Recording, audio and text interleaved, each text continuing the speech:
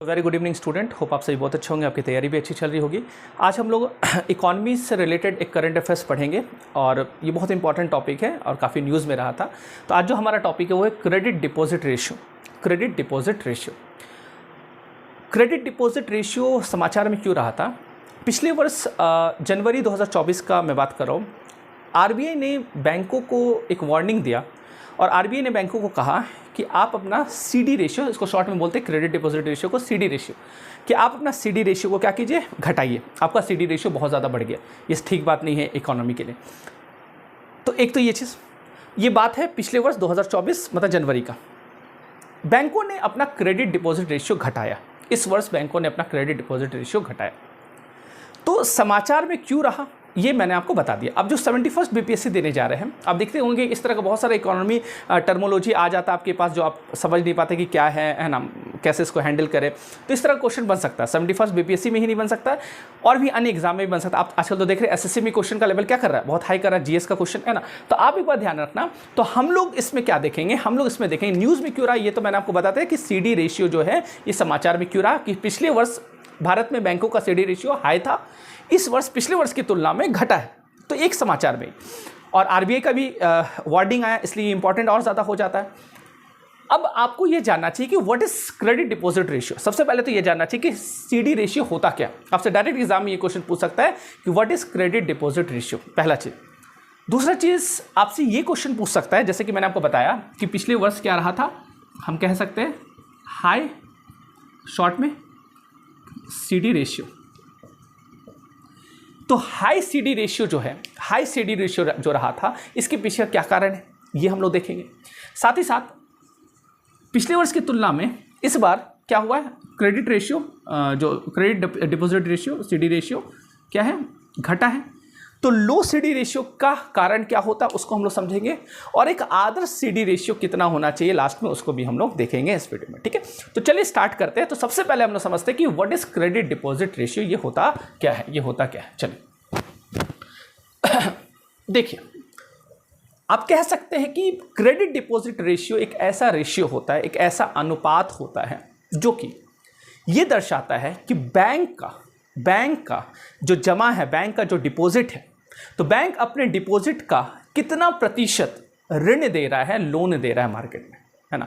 या फिर आप कह सकते हैं कि बैंक अपने डिपॉजिट का कितना प्रतिशत ऋण का क्या कर रहा है, वितरण कर रहा है, वितरित कर रहा है। तो कहने का मतलब क्या है, क्रेडिट डिपॉजिट रेशियो का सिंपल परिभाषा मैं आपको बता रहा हूँ, सिंपल परिभाषा, कि बैंक का जो डिपॉजिट है, बैंक का जो जमा है, जो डिपॉजिट है, तो बैंक अपने डिपॉजिट का कितना परसेंट क्या कर रहा है, लोन दे रहा है ना, लोन वितरित कर रहा है। तो इसको हम लोग कहते हैं क्रेडिट डिपॉजिट रेशियो। तो इसी को कहते हैं सीडी रेशियो। बहुत सरल परिभाषा मैंने आपको बताया कि सीडी रेशियो क्या होता है। अगर इसका आप सीडी रेशियो का फॉर्मूला देखना चाहते हो, आप कह सकते हैं कि टोटल जो लोन होता है या एडवांस, आप कह सकते हैं total advance by total deposit into 100। तो ये हुआ, ये निकल जाएगा आपका क्या, ये आपका निकल जाएगा credit deposit ratio, CD ratio. तो सीडी रेशियो में क्या देखा जाता है कि बैंक का टोटल डिपॉजिट कितना है, बैंक का जमा टोटल कितना है, और बैंक का टोटल एडवांस मतलब टोटल ऋण कितना है या टोटल क्रेडिट कितना है। तो बैंक का टोटल क्रेडिट बटे टोटल डिपॉजिट इंटू 100, ये निकल जाता है आपका क्या, सीडी रेशियो। तो सीडी रेशियो का सिंपल परिभाषा आप समझ गए। जैसे मान लेते बैंक का जमा है 100 रुपया, ऐसे लानत है ऐसे बैंक का जिसका जमा 100 ही रुपया हो। तो खैर, तो बैंक का जमा है 100 रुपया और बैंक ने क्या किया, इस 100 रुपये में 60 रुपये ऋण दिया मार्केट में। इसने क्या किया, 60 रुपया ऋण का क्या कर दिया, वितरण किया। तो हम कहेंगे कि इस बैंक का जो सीडी रेशियो है वो कितना, 60 है ना, वो कितना है, 60। क्योंकि 100 रुपया क्या था, डिपॉजिट था, जिसमें बैंक ने कितना एडवांस दिया, 60 एडवांस दिया, है ना। 60 रुपया क्या किया, ऋण बांट दिया। तो हम कहेंगे 60 जो है ये बैंक का क्या है, सीडी रेशियो। मेरे ख्याल से ये समझ में आ गया होगा। अगर समझ में नहीं आएगा तो कमेंट में ज़रूर आप पूछेगा। तो ये हुआ क्रेडिट डिपॉजिट रेशियो का परिभाषा समझ में आया। अब पिछले वर्ष सीडी रेशियो इतना क्यों बढ़ा, है ना, पिछले वर्ष ही बढ़ना शुरू हो गया, जो कि आरबीआई को निकलकर कहना पड़ा बैंकों की अपना सीडी रेशियो क्या करो, घटाओ। तो इसका वजह क्या था, तो हम लोग ये देखेंगे। अब आपसे एग्जाम में, बीपीएससी के एग्जाम में या फिर और भी कोई सिविल सर्विसेज के एग्जाम में ये क्वेश्चन पूछ सकता है कि सीडी रेशियो एक तो पूछेगा क्या होता है, उसका डेफिनेशन मैंने आपको बता दिया कि बैंक अपना डिपॉजिट का कितना ऋण में वितरित करता है ना, कितना परसेंट ऋण बांटता है, उसको बोलते हैं सीडी रेशियो। अब ये पूछ सकता है आपसे स्टेटमेंट वाइज, क्योंकि देखिए क्वेश्चन का लेवल टफ आता है और जब तक कॉन्सेप्ट क्लियर नहीं होगा तब तक हम लोग क्वेश्चन को हैंडल इस तरह का क्वेश्चन को नहीं बना पाएंगे। इस तरह का क्वेश्चन आप रट के नहीं बना सकते। अब आपसे पूछेगा कि बैंकों का पिछले वर्ष सीडी रेशियो बहुत ज्यादा बढ़ा था, हाई सीडी रेशियो था, ये हाई सीडी रेशियो का क्या कारण क्या है, तो कारण आपसे पूछ सकता है। तो उस कारण का आप सटीक आंसर तभी दे पाएगा जब आपको कॉन्सेप्ट क्लियर है। तो चलिए हम लोग समझते हैं कि बैंक का जो सीडी रेशियो बढ़ता है, बैंक का जो सीडी रेशियो बढ़ता है, तो सीडी रेशियो बढ़ने के पीछे का वजह क्या होता है। हम कह सकते हैं कि जो आप कहते हैं कि हाई सीडी रेशियो, हाई, तो हाई सीडी रेशियो क्यों होता है ना, ये आप कह सकते हैं इसका कारण क्या कारण है कि हाई सीडी रेशियो होता है, आपको देखने को मिलता है। देखिए हाई सीडी रेशियो का सबसे प्रमुख कारण तो ये हो सकता है कि मार्केट में क्या हो जाए, लोन का डिमांड बढ़ जाए, मतलब ज़बरदस्त बढ़ जाए। हर कोई ऋण लेना चाह रहा है, हर कोई अपने सपनों का महल बनाना चाह रहा है, हमको होम लोन चाहिए, कोई कार लेना चाह रहा है, उसको कार लोन चाहिए, हर सेक्टर में सर्विस सेक्टर लोन लेना चाह रहा है, इंडस्ट्री वाले वो लोन लेने चाह रहे हैं, उद्योगपति लोग वो लोन लेने चाह रहे हैं। मतलब चारों तरफ से क्या हो रहा है, लोग क्या कर रहे हैं, डिमांड कर रहे हैं लोन का, बहुत हाई लेवल का डिमांड हो जाए, बहुत डिमांड हो जाए। तो एक तो हाई सीडी रेशियो का पीछे का वजह आपसे पूछेगा कि अगर लोन का डिमांड बढ़ता है मार्केट में तो सीडी रेशियो हाई होगा कि लो होगा, तो बताइएगा हाई होगा, हाई हो जाएगा ना। जैसे मान लीजिए मैंने आपको एग्जांपल दिया कि 100 रुपया में, जैसे मैंने अभी आपको एग्जांपल दिया कि 100 रुपया मान लेते हैं डिमांड है, सॉरी 100 रुपया डिपॉजिट है, अब 60 रुपया बैंक क्या कर रहा है, लोन दे रहा है। अब लगातार लोन का क्या हो रहा है, लोन का डिमांड बढ़ते जा रहा है। अब बैंक भी क्या करेगा, ज़्यादा से ज़्यादा बैंक भी आरबीआई से लोन लेगा, है ना, आरबीआई से रेपो रेट पर लोन लेगा, कम दर पे लोन लेगा और मार्केट में क्या करेगा, लोन बांटेगा। तो अब बैंक भी क्या करेगा, ज़्यादा से ज़्यादा ऋण लेगा और ये लोन को क्या करेगा, बांटेगा। कल को 60 देता था, अब 80 रुपया देने लगे, है ना, 60 रुपया 80 रुपया देने लगे। मतलब लोन का डिमांड जैसे बढ़ेगा वैसे आपका क्या होगा, लोन का डिमांड बढ़ने से हाई सीडी रेशियो आपको देखने को मिलेगा। एक तो ये कारण हो सकता है। एक कारण ये हो सकता है कि यदि डिपॉजिट घट जाए, यदि डिपॉजिट घट जाए, याद रखिएगा बैंकों में जो जमा होता है, बैंकों का जो डिपॉजिट है वो अगर घटता है तो भी आपको हाई सीडी रेशियो देखने को मिलेगा। अब बोलिएगा सर कैसे, देखिए जैसे मान लेते कि 100 रुपया डिपॉजिट था और बैंक 60 रुपया लोन लगा रहा है, ठीक, 100 रुपया डिपॉजिट है बैंक में और 60 रुपया वो लोन वितरण कर रहा है। कल को क्या हो जाए कि 60 रुपया लोन वितरण अभी भी कर रहा है, पिछले वर्ष का मैं बात करूं, मान लो पिछले वर्ष क्या था, 100 रुपया डिपॉजिट था जिसमें हर 100 रुपया डिपॉजिट में 60 रुपया क्या कर रहा है, लोन दे रहा है। इस वर्ष क्या हो जाए कि डिपॉजिट घटकर हो जाए 80, डिपॉजिट घटकर क्या हो जाए 80 और डिपॉजिट घटकर हो जाए 80 और लोन अभी भी 60 रुपया ही दे रहा है। इसका मतलब क्या हुआ कि लोन का डिमांड नहीं बढ़ा, लोन का डिमांड उतना ही है, पिछले वर्ष भी 60 रुपया दिया लोन, इस वर्ष भी 60 रुपया, लेकिन इस बार डिपॉजिट ही घट गया। तो आप बताइए डिपॉजिट घटने से आप बताइए ये कितना हुआ, ये 60% हुआ। तो पिछले वर्ष जो आप कह सकते हैं कि सीडी रेशियो कितना था, 60% था, इस बार बताइए 80 का 60, है ना, ये तो और ज़्यादा हाई हो जाएगा, 60% से भी ज़्यादा हो जाएगा ना, तो 60% से भी ज़्यादा हो जाएगा। तो आप बताइएगा कि सीडी रेशियो घटा है कि बढ़ा है, घटा है, समझ पा रहे बात। तो लो डिपॉजिट होने से भी सीडी रेशियो क्या होता है, बढ़ता है। ये मैंने एग्जांपल समझा दिया, बात समझ पा रहे हैं। आप लोग का मैथ्स अच्छा है, बहुत अच्छा है, मेरा तो माशाल्लाह मैथ्स बहुत खराब है, तो आप लोग निकाल लीजिएगा, है ना, आप लोग तो निकाल लीजिएगा यहाँ पे कितना परसेंट होगा, तो 60% से तो ज़्यादा होगा ना, 80 का 60, समझ पा रहे हैं। तो इसका मतलब ये हुआ कि सीडी रेशियो क्या दिख रहा है आपको, बढ़ा है लेकिन डिपॉजिट घटा है। अब भारत में, अब आपको ये चीज़ समझना है कि भारत में जो कि आरबीआई का जो बैंकों को वार्निंग दिया गया कि आप अपना सीडी रेशियो घटाइए, बहुत ज़्यादा बढ़ गया, तो भारत में सीडी रेशियो क्यों बढ़ा, भारत में सीडी रेशियो पिछले वर्ष या पिछले वर्ष क्यों बढ़ा, इसका वजह क्या था। इसका वजह ये है, इसका वजह पहला वजह नहीं है। भारत में सीडी रेशियो के बढ़ने के पीछे का लोन का हाई डिमांड नहीं है। कहने का मतलब क्या है कि भारत में क्या हुआ है, भारत में हुआ ये है कि रूरल एरिया अगर आप देखिएगा या फिर अर्बन एरिया में भी आप देखिएगा तो लोगों का इनकम उस हिसाब से नहीं बढ़ा है, जिस हिसाब से इन्फ्लेशन बढ़ा है ना, खास करके फूड इन्फ्लेशन, है ना, फूड इन्फ्लेशन बहुत ज़्यादा बढ़ा।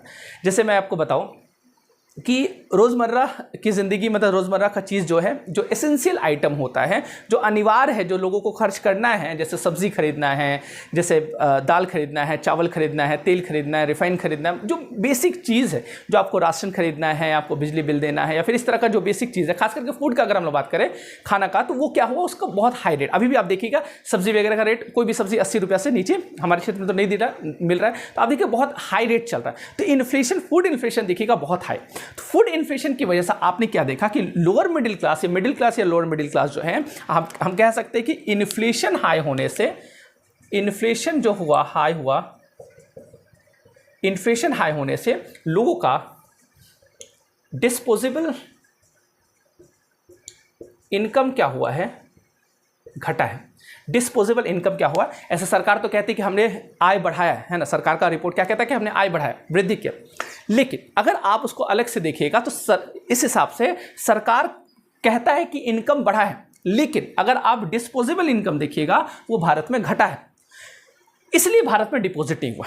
आप देखिएगा इकोनॉमी को अगर समझेंगे थोड़ा सा तो आपको ये चीज़ समझ में आएगा, इसलिए डिपॉजिट हुआ। कहने का मतलब क्या है, आप बोलिएगा सर ये डिस्पोजेबल इनकम क्या होता है। डिस्पोजेबल इनकम उस इनकम को बोलते हैं, जैसे एक एग्जांपल ले रहा हूँ, कोई भी एक लोअर मिडिल क्लास फैमिली है, मान लेते हैं कि वो 20,000 रुपया महीना उसका आमदनी है, 20,000 रुपया वो कहीं पे काम करता है, 20,000 रुपया वो सैलरी उठाता है, ठीक। अब 20,000 में उसको राशन में खर्च करना है, दाल चावल है ना, ये सब में खर्च करना है। उसको उसका बच्चा अगर स्कूल में पढ़ता है उसका फ़ी देना है हर महीना, वो इसेंशियल है। बिजली बिल उसको जमा करना है हर महीना। तो अब देखिए क्या हो रहा है कि अगर अच्छा वो रेंट में अगर रहता है तो रेंट उसको हर महीना क्या करना है, रूम रेंट देना है, पेट्रोल खर्च है, बहुत सारा खर्च है, टैक्स वैक्स भी देना होगा कुछ, तो है ना। तो आप एक बात ध्यान रखिएगा, तो 20,000 रुपये ये कमा रहा है और मान लेते हैं सारा खर्च करके ये 15,000 रुपये इसका क्या हो रहा है, खर्च हो रहा है। 15,000 इसका एकदम इसेंशियल करना ही करना है, ये 15,000 रुपये इसका हर महीना राशन पानी ये सब में, बच्चों का फी ये सब में खर्च हो जा रहा है। मतलब इसके पास बचा कितना, 5,000। इसके पास कितना बचा, 5,000। और ये जो 5,000 जिसके सेविंग है, ये अब क्या चाहेगा कि ये 5,000 को हम क्या करें, बैंक में जाके डिपॉजिट करते, बैंक में जमा कर दे।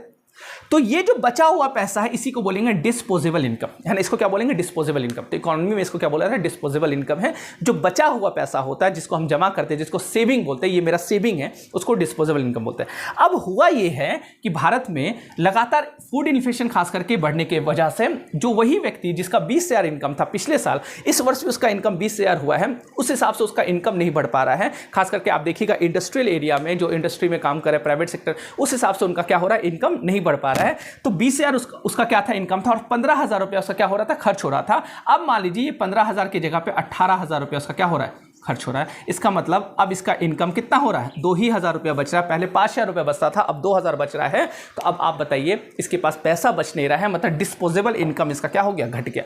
जब डिस्पोजेबल इनकम इसका घटेगा तो अब वो बैंक में क्या पैसा जमा करेगा, नहीं करेगा। वो अब जमा भी करेगा तो कम करेगा ना, पहले 5,000 जमा कर रहा था, अब 2,000 जमा करेगा।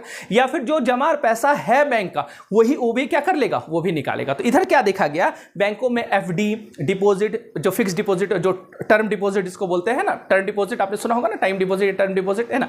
एक डिमांड डिपॉजिट होता, डिमांड डिपॉजिट भी घटा और टर्म डिपॉजिट भी घटा है। एफडी भी लोग अब क्या कर रहे हैं, कम कर रहे हैं। थोड़ा बहुत पैसा हो रहा है तो लोग अब एसआईपी इधर उधर म्यूचुअल फंड में, इक्विटी में क्या कर रहे हैं, इन्वेस्ट कर दे रहे हैं। तो खैर, तो आप ये देख रहे हैं कि बैंकों का डिपॉजिट घटा है, जिसकी वजह से हाई सीडी रेशियो आपको पिछले वर्ष देखना है, और आरबीआई को बाहर निकल के बोलना पड़ा कि आपका सीडी रेशियो को क्या कीजिए, घटाइए। ठीक है, सीडी रेशियो घटाइए। तो एक ये वजह इसमें मैंने आपको बता दिया, हाई सीडी रेशियो। अब हम लोग को समझना है, जैसा कि मैंने आपको बताया कि पिछले वर्ष की तुलना में बैंकों ने अपना सीडी रेशियो को क्या किया है, घटाया है। तो अब आपसे पूछ सकता है एग्जाम में कि लो सीडी रेशियो जो होता है इसका क्या कारण है, लो सीडी रेशियो का क्या कारण है, लो सीडी रेशियो का क्या कारण। तो लो सीडी रेशियो का कारण क्या है, तो हम कह सकते हैं कि लो सीडी रेशियो का एक कारण है conservative landing, conservative landing practice. इसको हम लोग कहते हैं कंजर्वेटिव लैंडिंग प्रैक्टिस, है ना।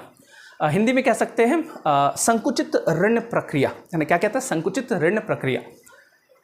ये क्या हो रहा है, मतलब बैंक अब संकोच कर रहा है ऋण देने में, बैंक संकुचित ऋण प्रक्रिया को अपना रहा है। मतलब क्या है कि बैंक को कहीं ना कहीं, एक तो बैंक जब कंजर्वेटिव लेंडिंग प्रैक्टिस अपना रहा है, इसका मतलब क्या हो रहा है, बैंक लो रिस्क पे काम करना चाह रहा है, बैंक अब रिस्क नहीं लेना चाह रहा है, बैंकों का एनपीए बढ़ते जा रहा है, लोग बैंक ऋण देने से कतरा रहे हैं, बैंक को लग रहा है कि ऋण अगर हम दे देंगे वापस ही नहीं आया, पैसा लेके भाग गया, बहुत सारा आप देख रहे केसेस आता है, एनपीए बढ़ते जा रहा है बैंक का। तो बैंक क्या कर रहा है, कौन सा पॉलिसी एक तरह से अपना रहा है, कंजर्वेटिव लेंडिंग प्रैक्टिस, मतलब संकुचित ऋण प्रक्रिया। अब बैंक संकोच कर रहा है ऋण देने में, मतलब चुन चुन के दे रहा है, हाँ ये व्यक्ति का थोड़ा ठीक है, साफ सुथरा छवि है, अब इसको दे दे। अब कोई और मांगने आया ऋण, बोले नहीं, इसका हिस्ट्री अगर देखेंगे पता चले तो 2-3 बैंक का पैसा लेके भागा, नहीं तुमको लोन नहीं देंगे। इससे पहले क्या हो रहा था, है ना, इससे पहले क्या होता था, बैंक लगातार लोन देते जा रहा, कोई भी, है ना, कोई भी आ जाओ भाई लोन ले लो, है ना। तो अब नहीं, बोल रहा कि बैंक क्या कर रहा है, ये पॉलिसी को अपना, जो अपना CD रेशियो क्या किया, घटाए, लो रिस्क, है ना, लो रिस्क नहीं लेना चाह रहा। साथ ही साथ लो CD रेशियो का और क्या कारण हो सकता है, एक तो ये कारण हो सकता है, भारत में क्या कारण वो मैं अभी आपको बताऊंगा, मैं बस ये बता रहा हूँ कि क्या कारण हो सकता है। एक ये कारण हो सकता है, एक ये कारण हो सकता है, एक कारण हो सकता है, आप कह सकते हैं high deposit growth. High deposit growth मतलब बैंकों में जमा बढ़ा है, बहुत ज़्यादा डिपॉजिट हो जाए, इतना डिपॉजिट हो जाए कि बैंक परेशान हो, बोले अब पैसा नहीं रख पाएंगे, मतलब इतना डिपॉजिट हो जाए, लोग का इनकम इतना बढ़ जाए। अब इसेंशियल में कितना खर्च करेगा, इसेंशियल वस्तु में जो खर्च था, अब अचानक से जिसका 20,000 तनख्वाह था वो 1 लाख हो जाए, 1.5 लाख हो जाए, अब इतना पैसा आ रहा है तो कितना वो खाएगा, पैसा सेविंग तो ज़्यादा हो गई ना, सेविंग तो ज़्यादा हो गई, है ना। तो आप एक बात ध्यान रखना, एंजल्स लॉ भी कहता है ना कि सेविंग क्या होगा, जब बहुत ज़्यादा इनकम बढ़ेगा लोगों का, तो फिर सेविंग क्या होता है, इसेंशियल वस्तु का खर्च, है ना, उस हिसाब से उसके तुलना इनकम के हिसाब से इसेंशियल वस्तु का जो खर्च है वो कम हो जाता है, मतलब इनकम के तुलना में। अब मान लेते हैं कि इनकम बहुत ज़्यादा बढ़ गया लोगों का, वो बहुत हाई डिमांड, है ना, मतलब हाई डिपॉजिट वो करने लगा। कहने का मतलब क्या है, जैसे एग्जांपल, जैसे हम लोग अभी बात की कि मान लेते हैं कि 100 रुपया बैंक के पास डिपॉजिट था, बैंक 60 रुपया क्या करा, लोन लगा। ये पिछले वर्ष का बात है। अब इस वर्ष क्या हो जाए कि बैंक का डिपॉजिट 200 रुपया हो जाए, बैंक का डिपॉजिट क्या हो जाए, 200 रुपया हो जाए, और बैंक जो है, बैंक, अब कुछ लोगों को ये लगेगा कि सर हाई डिपॉजिट ग्रोथ से लो CD रेशियो कैसे होता है। मैं आपको बता रहा हूँ, बैंक क्या करे, 60 रुपये की जगह मान लेते और बढ़ा देते हैं, हम लोग 80 रुपये ही मान लेते हैं, कि मान लेते हैं 80 रुपये वो लोन दे रहा है, पहले 60 रुपया लोन दे रहा था, 20 रुपये और बढ़ा दिया, लेकिन डिपॉजिट बहुत ज़्यादा बढ़ गया ना, जितना वो लोन दे रहा है उससे कई ज़्यादा क्या हो रहा है, डिपॉजिट बढ़ रहा है। तो हम कह सकते हैं कि यहाँ पे CD रेशियो 60% है, लेकिन यहाँ पे CD रेशियो क्या है, 40% है ना, घट गया ना CD रेशियो, तो लो CD रेशियो हो गया ना। तो हाई डिपॉजिट की वजह से लो CD रेशियो आपको देखने को मिलता है। बात समझ पा रहे हैं कैसे हो रहा है, लो CD रेशियो आपको समझ में आ रहा है कि पहले आप लोगों को मैथ्स तो अच्छा पता है ना, 100 में 60 रुपया क्या करता था, लोन देता था, अब लोन 60 की जगह 80 दे रहा है, लेकिन डिपॉजिट बढ़ गया। तो हाई डिपॉजिट ग्रोथ, तो हाई डिपॉजिट ग्रोथ की वजह से भी CD रेशियो क्या होता है, घटता है। भारत में क्या कारण रहा होगा, आप खुद दिमाग लगाइए, थोड़ा सा पीछे जाइए। मैंने हाई CD रेशियो में क्या बताया आपको कि भारत में जो हाई CD रेशियो है, इसके पीछे का वजह क्या है, तो इसके पीछे का वजह है कि डिपॉजिट क्या हो गया, घटा है भारत में जमा क्या हुआ, घटा है, वो वजह। अगर आपसे पूछेगा तो भारत में क्या हुआ, डिपॉजिट घटा है। तो जब डिपॉजिट घटा है, इसका मतलब ये वाला हाई डिपॉजिट ग्रोथ वाला ये रीजन तो भारत में नहीं हो सकता। तो अभी जो CD रेशियो घटा है, इसके पीछे ये तो कारण नहीं हो सकता, तो इसके पीछे ये कारण, ये दोनों कारण अगर आपसे एग्जाम में पूछे, स्टेटमेंट में पूछे, तो ये दोनों कारण हो सकता है। क्लियर? तो ये था high CD ratio and low CD ratio का कारण क्या है। अब एक RBI ने बताया है कि आदर्श CD रेशियो क्या होना चाहिए। तो RBI के अनुसार आदर्श CD रेशियो होना चाहिए 65 से 75 के बीच में। ठीक है, 65 से 75 के बीच में अगर है CD रेशियो तो ये आदर्श है।